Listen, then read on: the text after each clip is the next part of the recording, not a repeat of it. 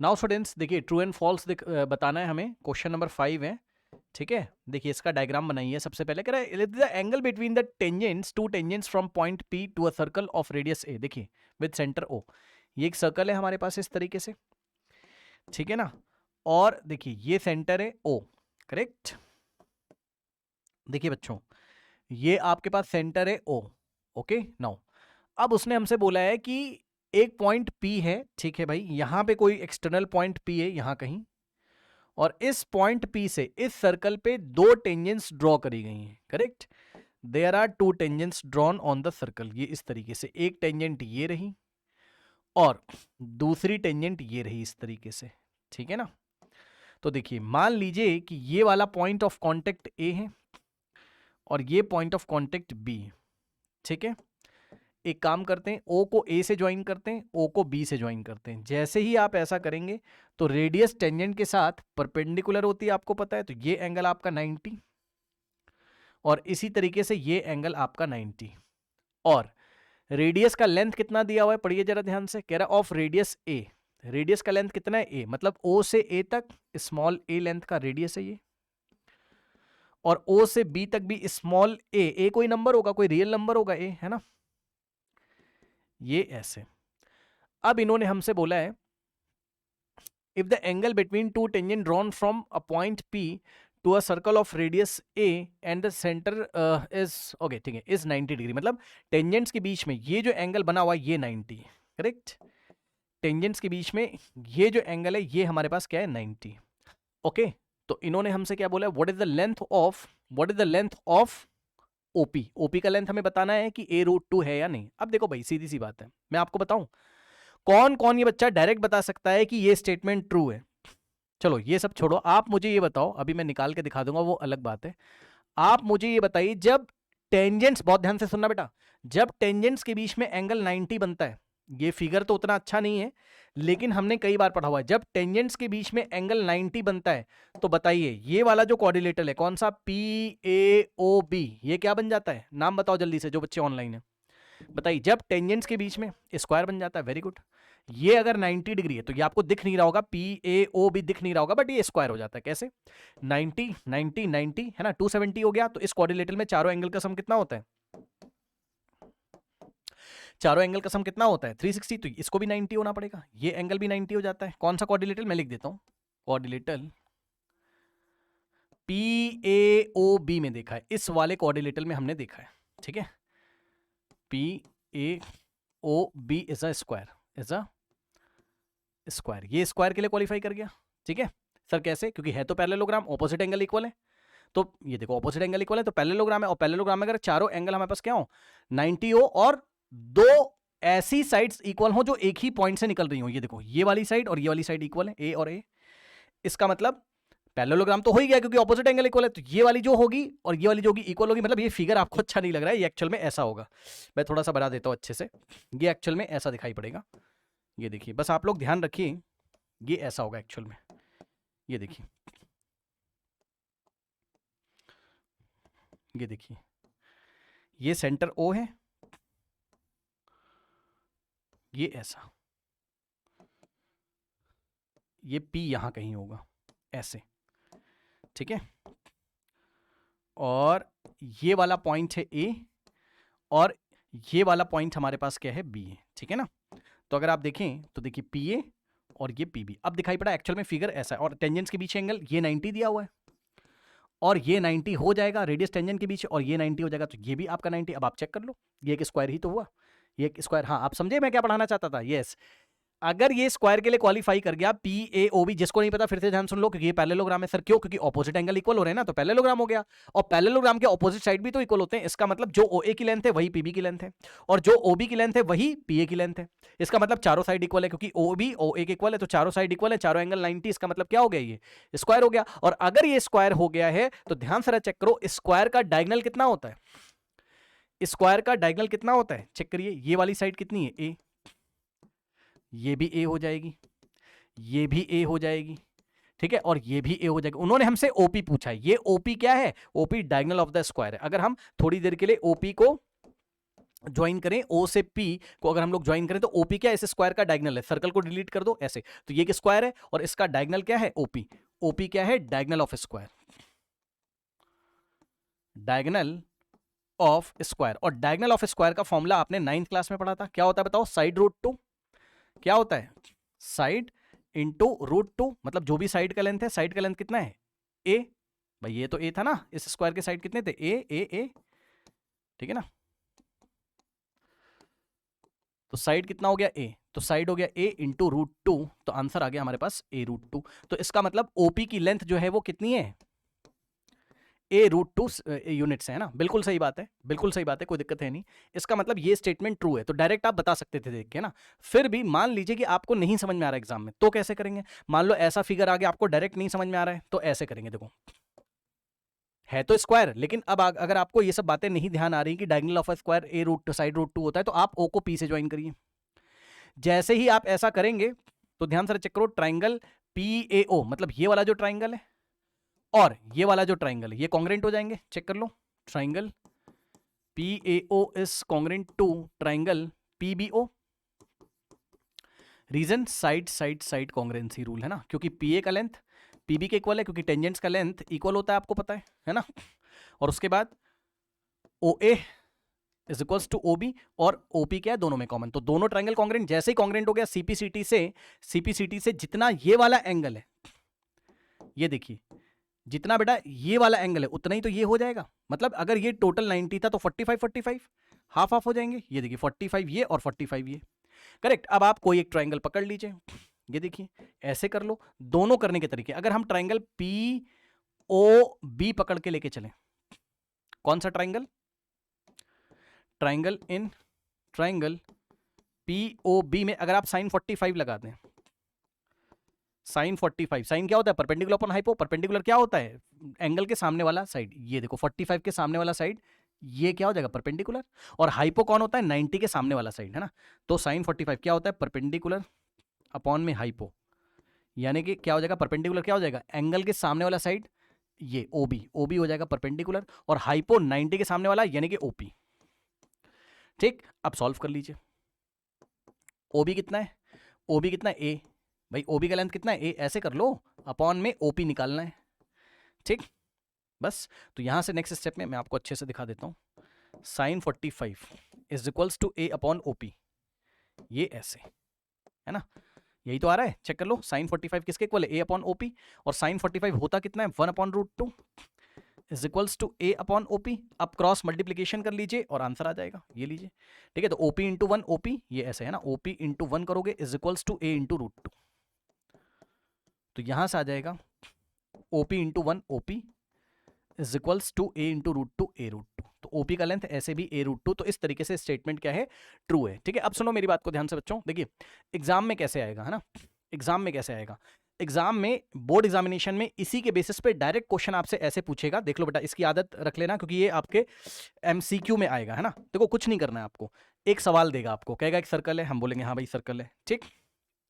फिर वो आपको बस रेडियस का लेंथ दे देगा, वो आपको रेडियस का लेंथ दे देगा, मान लीजिए कि रेडियस उसने दे दिया आपको, कुछ भी दे देगा बेटा, मान लो दे दिया 8.2 सेंटीमीटर का रेडियस है, कितना है, यानी कि ए का वैल्यू आपको दिया हुआ है कितना, 8.2 सेंटीमीटर, और क्या देगा आपको, आपको बोलेगा कि एक्सटर्नल पॉइंट से ड्रॉ किए गए टेंजेंट के बीच में एंगल कितना है, 90 है, बात समझ गए ना, ये देखो, तो आपको देखते ही क्वेश्चन एग्जाम में पहचानना है, ये देखिए ये इस तरीके से पीए और पीबी, ठीक है ना। तो बस आपसे ये बोलेगा what is the length of OP, या what is the distance between the centre and the external point P.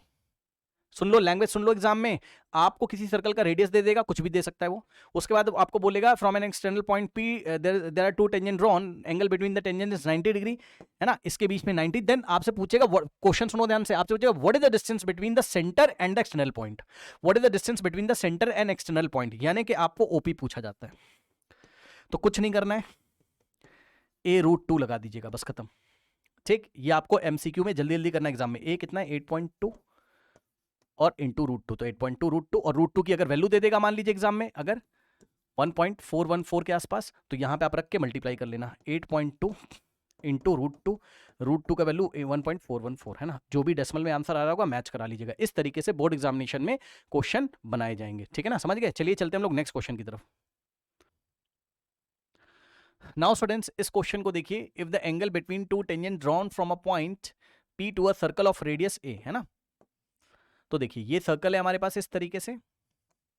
मान लीजिए सर्कल का सेंटर क्या है, O है, करेक्ट। अब एक एक्सटर्नल पॉइंट है P और पॉइंट P से दो टेंजेंट्स ड्रॉ करे गए।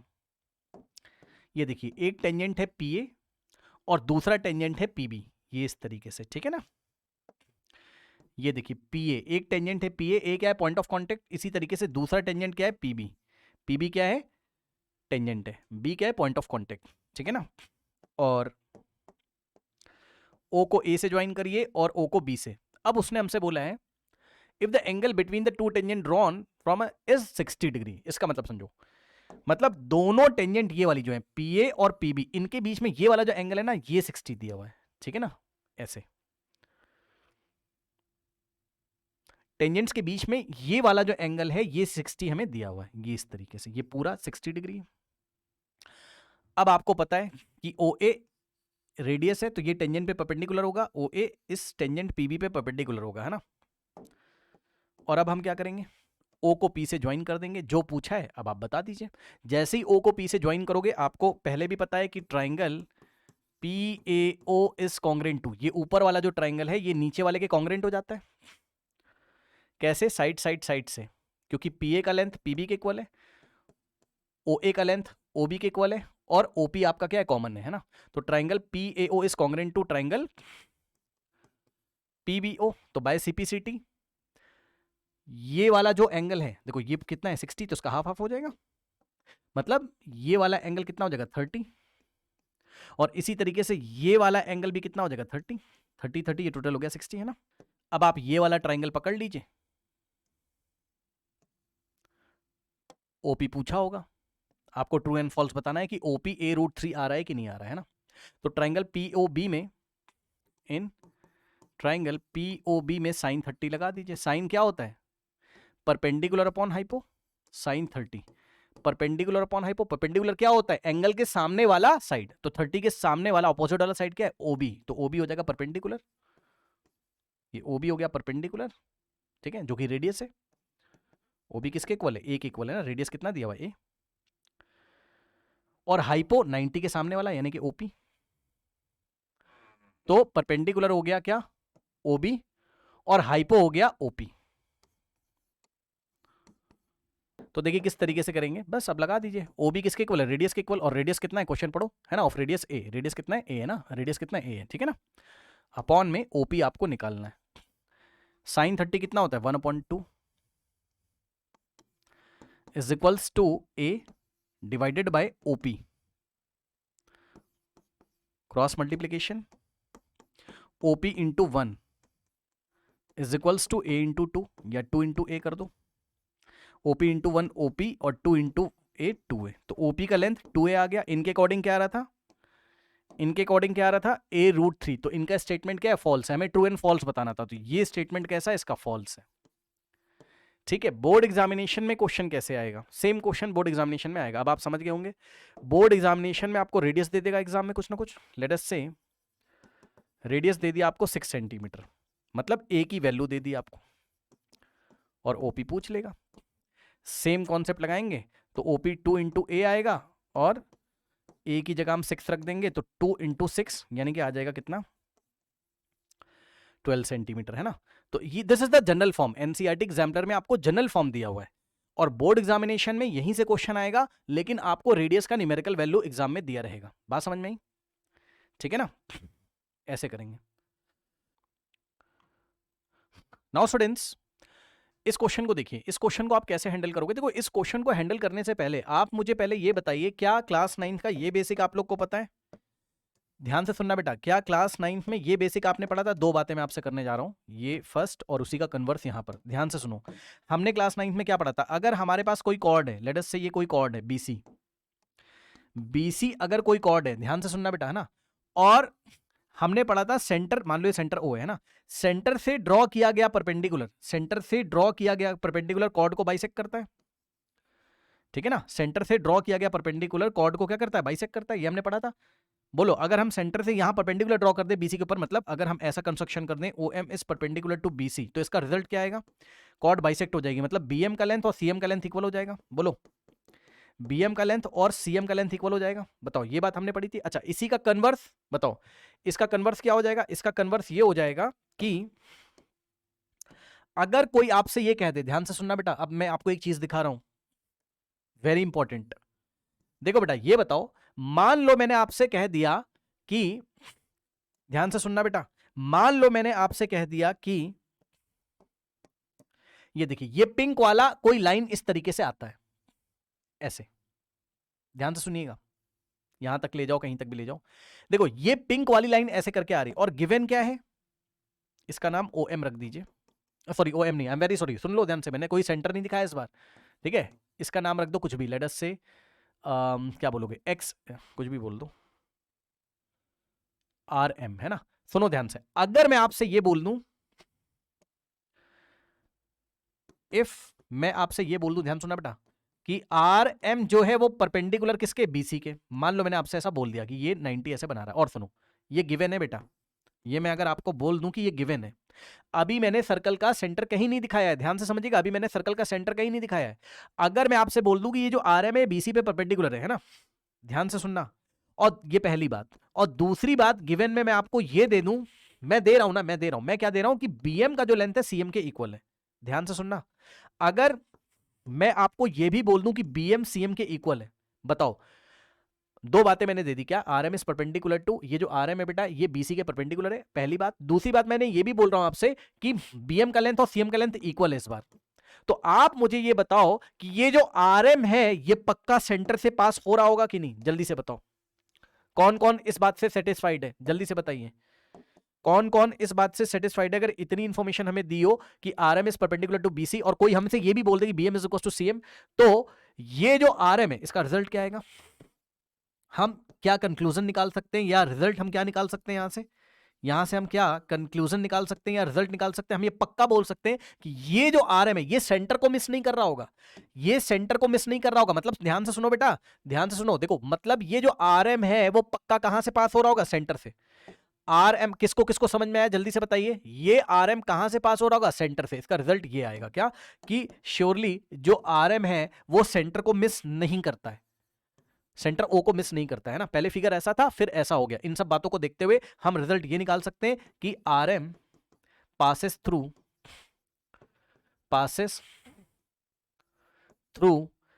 the center O, centre O of the circle, centre of the circle, है ना। बोलो, किसको किसको बात समझ में आई भाई, ऐसा क्यों, क्योंकि आप समझो ना, हमें क्या पढ़ाया गया था कि जो सेंटर से परपेंडिकुलर आता है वही तो कॉर्ड को बाइसेक्ट करता है। अगर इसी को हम कन्वर्स फॉर्म में लेके देखें, है ना, इसी का थोड़ा सा कन्वर्स अगर हम सोचे, तो भाई ये बात है ना, उसने हमको बोल दिया कि कोई RM आ रहा है, हमने कहा ठीक है, अभी वो सेंटर से नहीं आ रहा था ना, ना ना ना, सेंटर से उसने नहीं बोला सेंटर से आ रहा था, वो तो हमने बोला, क्या, सिचुएशन को देखते हुए उसने हमें बस इतना बोला RM BC पे परपेंडिकुलर है, हमने कहा ठीक, चलो पहली बात ये गिवन था। फिर दूसरी बात ये है कि RM ने BC को बाइसेक्ट कर दिया। अगर ये भी हो गया, अगर ये दोनों बातें हो जाए, तो क्या हम पक्का कह सकते हैं कि ये जो RM पास हो रहा है ये सेंटर से ही पास होता है, सेंटर को मिस नहीं करेगा। यानी कि ऐसा नहीं होगा कि ये RM आ गया और सेंटर कहीं यहां है, ऐसा पॉसिबल नहीं हो सकता। कौन कौन समझ गया, मतलब सेंटर O RM पे ही लाई करता है, means surely we can say that the center O lies on RM। भाई जो बच्चे ऑनलाइन है, आप मुझे बताओ, ये जो एफर्ट मैंने किया अभी, आपको ये बात समझ में आई मेरी, कि हम पक्का कह सकते हैं कि ऐसी हालत नहीं हो सकती है। ये देखिए, कैसी, ऐसी नहीं हो सकती है कि सेंटर O इस RM को मिस कर जाए। सेंटर O जो है वो RM के ऊपर ही कहीं पड़ा होगा, ऐसा नहीं कि सेंटर O बाहर आ जाए, इधर आ जाए या इधर आ जाए, है ना, ऐसा कुछ नहीं हो सकता है। समझ में आई बात, ठीक है। अब सुनो, अब अपना क्वेश्चन देखिए, ये देखिए क्वेश्चन, उसने हमसे बोला क्वेश्चन में ट्रू एंड फॉल्स हमें बताना है कि ये स्टेटमेंट ट्रू है या फॉल्स है, ठीक है। अच्छा, एक चीज और बता दूं आपको, थोड़ा सा एक चीज और बेसिक क्लियर कर लीजिए। ये तो पता होगा ना, क्वेश्चन को करने से पहले बेसिक्स आने चाहिए। देखिए, ये तो पता होगा ना, देखो, अगर ये इस तरीके से हमारे पास एक लाइन है और ऐसे करके कोई लाइन सेगमेंट है, ठीक है, ध्यान से सुनना बेटा, ठीक है। अगर भाई ऐसे करके कुछ आ जाए, कुछ आने का मतलब है, ध्यान सुनो, ऐसे एक लाइन सेगमेंट आ जाए और ये भी एंगल अगर 90 हो जाए और ये भी अगर 90 हो जाए, तो आप बोल सकते हो ना, ध्यान सुनो मेरी बात को, यहाँ लाइन एल है और ये लाइन क्या, ये लाइन, इसका नाम रख देते हैं, रुक जाओ, पी और कुछ भी रख दो, पी आर है ना, पी आर और ये ए, ठीक है, और ये बी सी है मान लो। चलो जल्दी से बताओ, अगर मैं आपको ये दे दूं क्या कि ये वाला एंगल 90 और ये भी, अगर मैं ये दे दूं आपको गिवन, अगर मैं आपको दे दूं एंगल आर ए और इसका नाम एम रख दूं, चलो angle R A M, angle R A M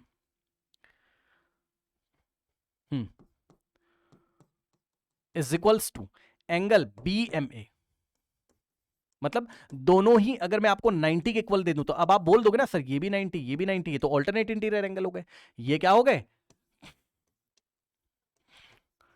alternate, भाई चेक कर लो ना, ये लाइन ऐसी थी, ये ट्रांसवर्सल है, तो ऑल्टरनेट इंटीरियर एंगल अगर इक्वल हो गए तो इसका मतलब ये वाली लाइन इसके पैरेलल हो जाएगी, यही तो होगा, ठीक है, तो ये तो ऑल्टरनेट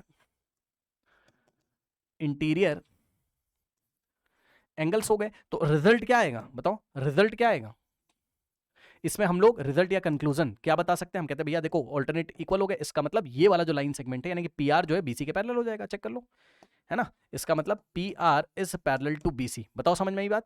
अब चलते क्वेश्चन की तरफ, क्वेश्चन में देखो क्या कह रहे हैं, क्वेश्चन में देखिए क्या कह रहा है, कहां गया क्वेश्चन, ये देखिए क्वेश्चन में उसने हमसे बोला है the tangent to the circumcircle, ठीक है, सर्कम सर्कल का मतलब है कुछ ऐसा फिगर आएगा, सर्कम सर्कल का मतलब है कि हमारे पास एक ट्राइंगल है जिसका नाम है आइसोसेलेस ट्राइंगल, मतलब दो साइड्स उसके इक्वल है, सर्कम सर्कल का मतलब है कि जो ट्राइंगल एबीसी है इसके तीनों के तीनों vertex, vertex A, vertex B और वर्टेक्स सी, ये सर्कल की बाउंड्री पे लाई कर रहे हैं, है ना, ये सर्कम सर्कल का मतलब है, सुनो, the tangent to the circumcircle of an isosceles triangle at point A, मतलब इस पॉइंट ए से एक टेंजेंट जाती है, ये देखिए ये टेंजेंट है, पॉइंट ए से एक टेंजेंट पास कर रही है, लेट अस से इस टेंजेंट को हमने बोला पी ए आर,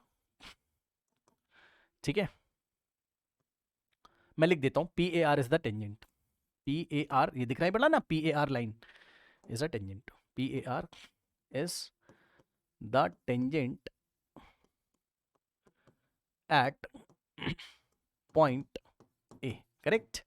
अब देखिए, अब उसने हमसे बोला है क्या ये टेंजेंट बीसी के पैरेलल है, पढ़ लो ध्यान से, अच्छा और क्या क्या दिया, ए बी ए सी के इक्वल है, ध्यान से समझिए, ये जो ए बी का लेंथ है वो ए सी के इक्वल है ना, गिवन ए बी ए सी के इक्वल है, ठीक है ना। अब हमें ये बताना है कि क्या पी आर बीसी के पैरेलल है कि नहीं है, बस हमें ये बताना, पढ़ लो ध्यान से, उसने बोला ना द टेंजेंट, इसके बारे में बात कर रहा है क्वेश्चन, ध्यान से पढ़ो, the tangent is parallel to BC, ये जो टेंजेंट है पी आर वो बीसी के पैरेलल है कि नहीं, मतलब हमें ये चेक करके बताना है, क्या चेक करना है, इज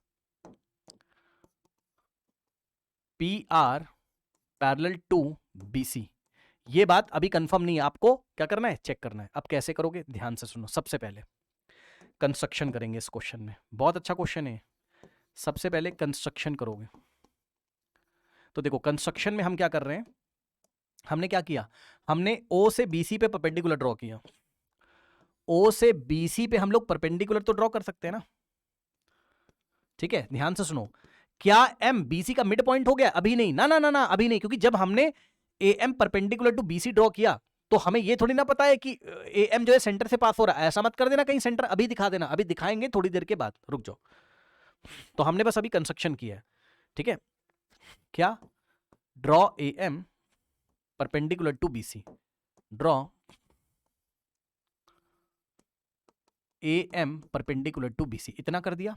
अब सुनो ध्यान से, अब किसी तरीके से आप ये दिखा दो कि एएम पे ही सेंटर ओ लाई करता है, उसको दिखाने के लिए आपको ये करना पड़ेगा कि बीएम का लेंथ सीएम के इक्वल करना पड़ेगा, खुद सोचो, अगर आपने बीएम का लेंथ सीएम के इक्वल कर दिया, अगर आपने बीएम का लेंथ सीएम के इक्वल किसी तरीके से बीएम और सीएम बीएम सीएम को इक्वल कर दिया, तो ये मान लिया जाएगा कि ये जो परपेंडिकुलर आ रहा है ये क्या कर रहा है, कॉर्ड बीसी को बाइसेक्ट कर रहा है ना, तो इसका मतलब ये एएम कहां से आ रहा होगा, सेंटर से, तो सेंटर यहां कहीं लाई कर जाएगा, फिर आगे देखेंगे क्या करना है, रुक जाओ। अब आपका टारगेट अभी के लिए ये है कि आप बीएम को सीएम के इक्वल दिखाइए किसी तरीके से, देखते हैं कैसे होता है।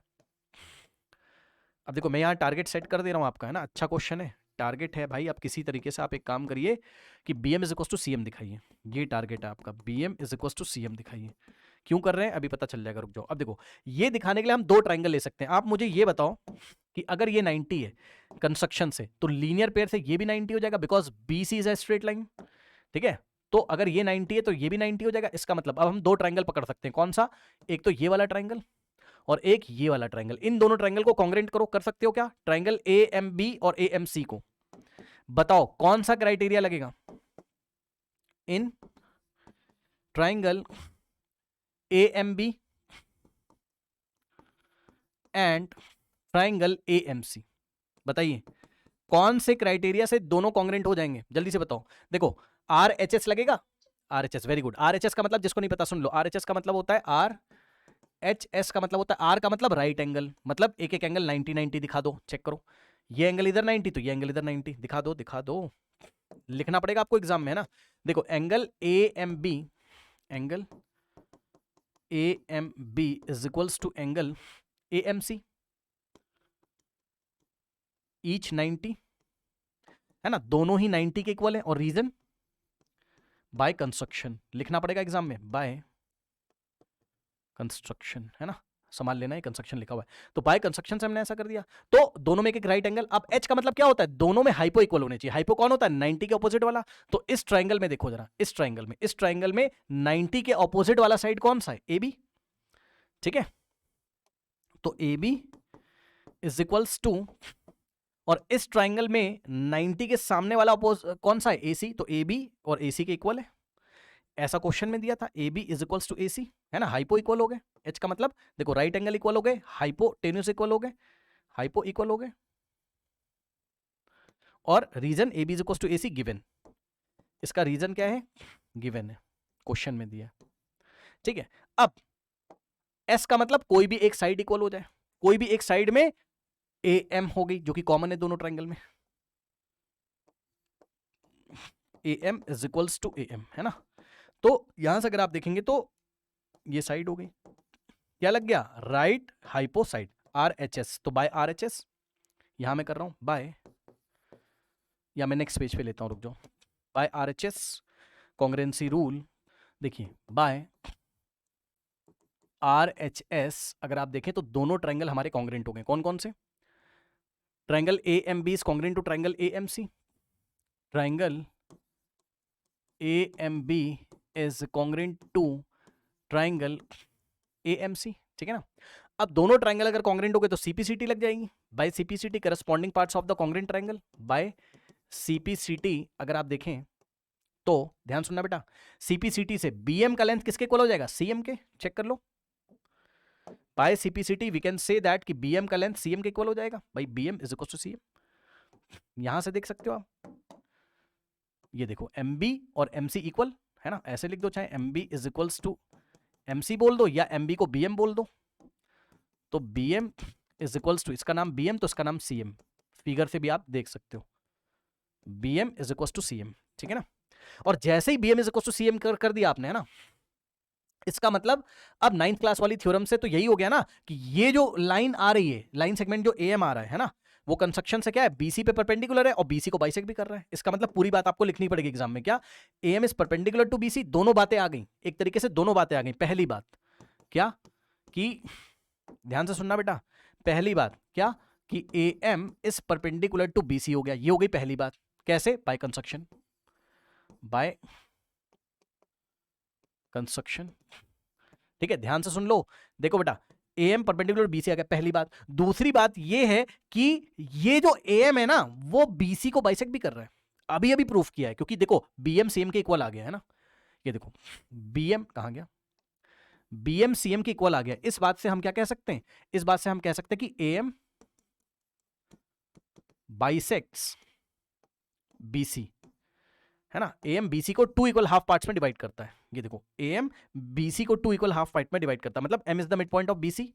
ठीक, इसका मतलब क्या है? इसका मतलब पक्का अब हम कह सकते हैं कि ये जो AM आ रहा होगा, ये कहां से आ रहा होगा? सेंटर से। तो यहां सेंटर लाई करता होगा, क्योंकि सेंटर से आया हुआ परपेंडिकुलरली तो कॉर्ड को क्या करता है? बाइसेक्ट करता है ना। तो सेंटर मिस नहीं हो सकता AM से। Surely the centre O lies on AM। आपको लिखना पड़ेगा एग्जाम में कि सेंटर ओ कहां लाई करता है, ए एम पर। तो श्योरली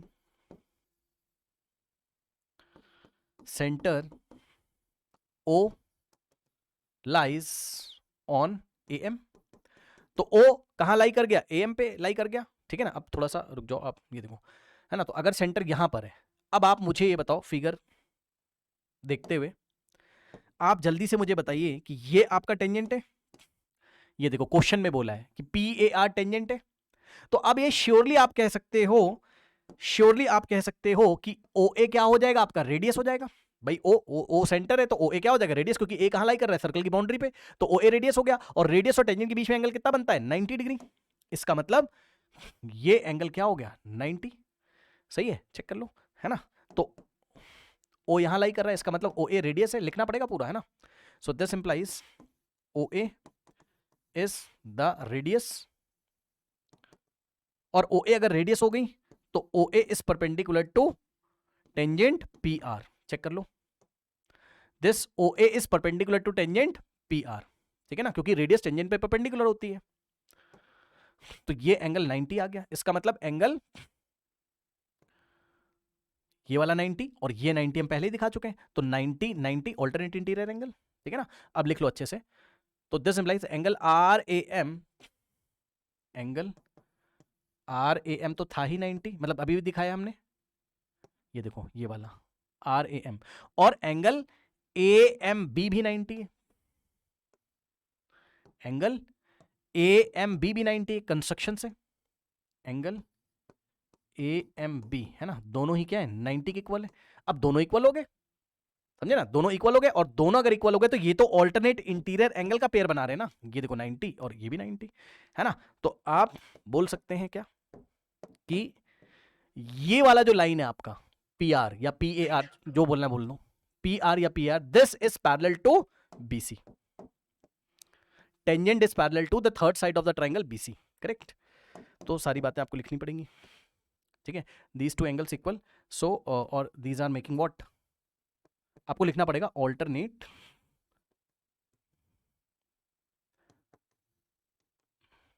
ऐसे लिख दो, pair of alternate interior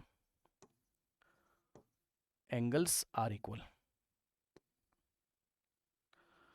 this implies we can say that कि ये वाला जो लाइन है इसको मैं पी आर बोल दे रहा हूं, समझ जाना, है ना।